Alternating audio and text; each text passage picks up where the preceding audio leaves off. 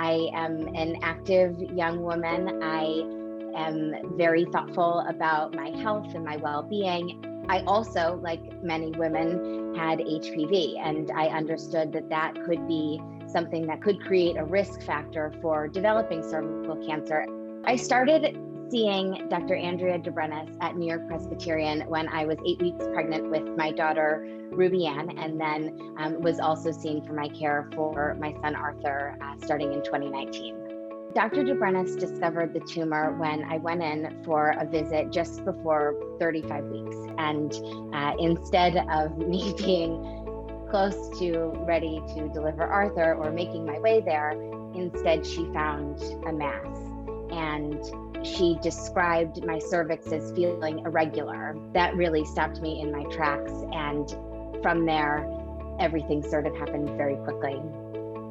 The one thing that I have always loved about working at New York-Presbyterian Weill Cornell Medical Center is the fact that we have multidisciplinary approaches to problems and easy access to other specialties as needed. So as soon as I felt that mass, I contacted Dr. Chapman from the GYN oncology team. She called me saying, I believe this woman has cervical cancer. And, obviously she's 33 weeks pregnant. Can you see her right away? And, my response was like, absolutely, send her over. And so, I can imagine for her how scary this was, just to have the concept that now someone's telling you potentially have cervical cancer and you're in the last stage of pregnancy. And so we had to make a plan really rapidly for Arthur's delivery, such that he was delivered safely, he was old enough and ready to be delivered, and that the team could really begin then to understand what was going on and what my diagnosis would mean for me.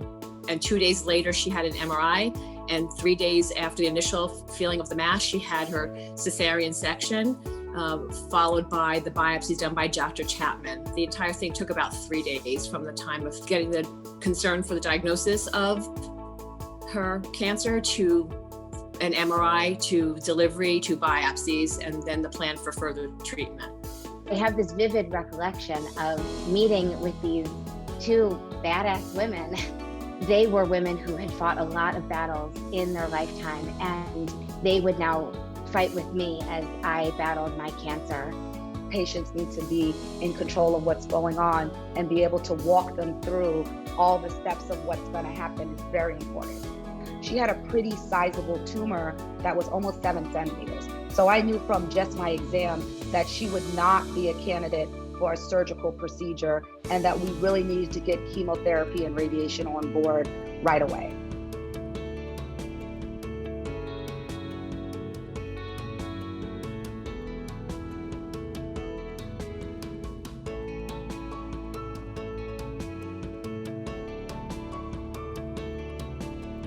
I am here today because I am a product of modern medicine and the expert world-class care that I had with New York-Presbyterian and Weill Cornell Medicine. I have a deep appreciation for being able to wake up together and whole with my family. This was a gift that was given to me from Eve at the end of all of her treatment. She had this made for me with both of their handprints, and basically it writes, "Thank you for saving our mama." So this was something that I definitely will keep close to my heart and really appreciate from her. As her physician, not only am I here to treat her cancer, I'm here to treat her as a person overall. And I think that that is something that is sometimes missed.